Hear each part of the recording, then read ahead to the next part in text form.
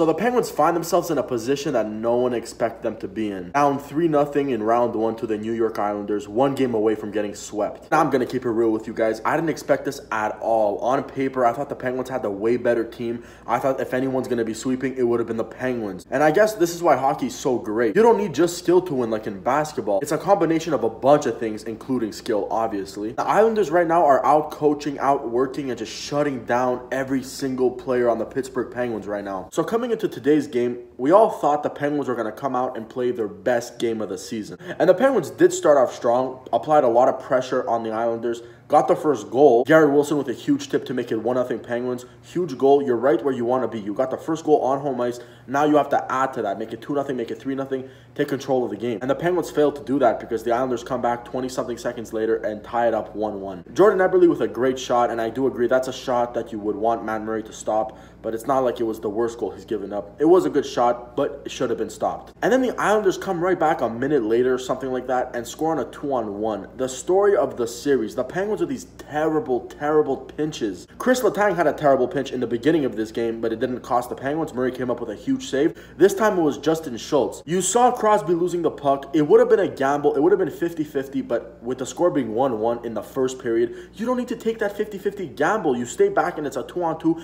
and I'm confident in saying that it doesn't go in if it's a 2-on-2. And in the second intermission going to the third period, it was definitely a different vibe in the PPG Paints Arena. Amongst all Penguins fans in general, the Penguins are down 2-1 in the game, have a chance to go down 3-0 in the series. We thought the Penguins were going to come out and give it their all. You have to play desperate at this point. You have to win this game or else the season's pretty much over. And last game I used the term embarrassment to describe their efforts, but that was an understatement because this was an embarrassment. And this goes to both the players and the coaching. First, the coaching, because you're going into the third period in a game that you need to win to avoid going down 3-0 in a series. And the coaching does absolutely nothing going to the third period. No adjustment, no line changes. They just stuck with the same thing, hoping it's going to magically work this time. I want to pay money to see what went down during the second intermission. I want to hear what the players had to say and what Mike Sullivan said.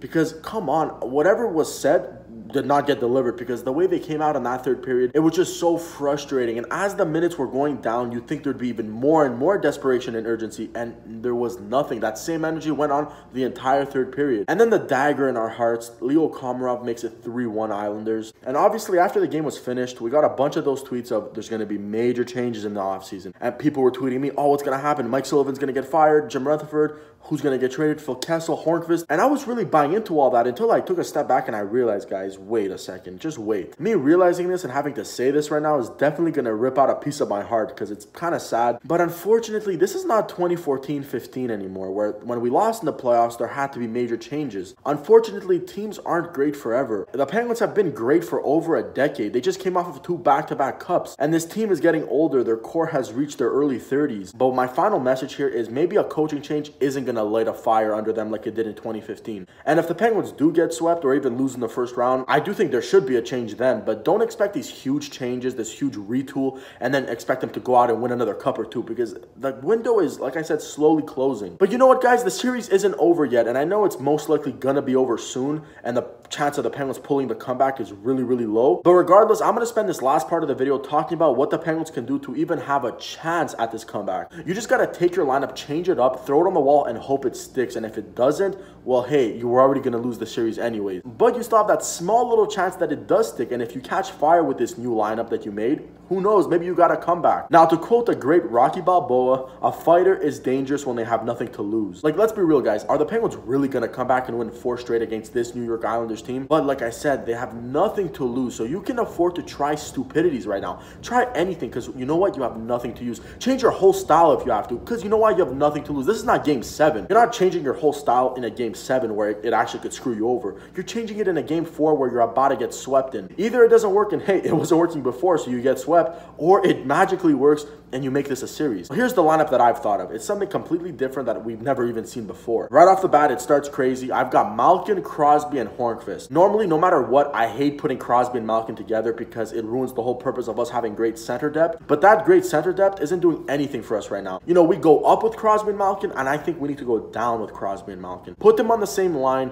and you either lose with them together, or they pull off something so crazy together that we'll never forget it decades down the line. And after all they've done, I feel like the best best thing you can do is give this to them. Now, it may not work out, but you have to just give it to them. Let Crosby, Malkin together attempt a potential comeback. And obviously the guy right next to them I put is Patrick Hornqvist. I think Hornqvist's energy and net front presence is going to mesh really well with Crosby and Malkin's great skill. And now for the second line, I've got Jake Guentzel, Nick Bjugstad, and Jared McCann. Like I said in my last video, Jake Guentzel is good enough to carry his own line, so you got him with the two Florida guys. And on my third line, I got Brian Rust, Teddy Bluger, and Phil Kessel. I really do think Kessel thrives off of carrying his own line. Then my fourth line, I got Zach Aston Reese, Matt Cullen, and Garrett Wilson, or Dominic Simon. You pick one. Honestly, the way I've constructed this lineup, it's more for the top six. You got to ride your top six heavy. If you want to come back, you got to ride your stars, and you got to hope that your stars are your stars. And finally, I'm going to say this. I know about almost everybody has given up on this team, and trust me, I was about to until I realized I can't. These Pittsburgh Penguins have given me so much joy, giving me 3 cups in 10 years,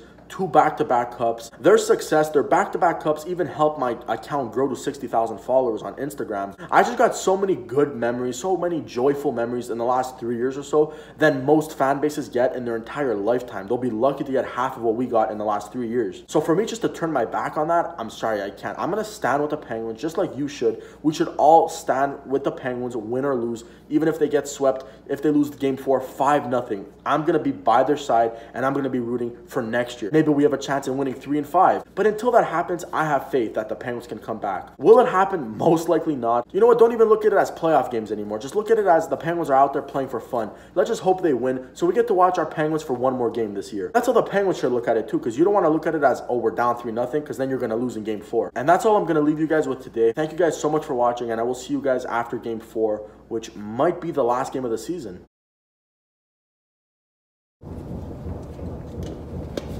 What the fuck is going on?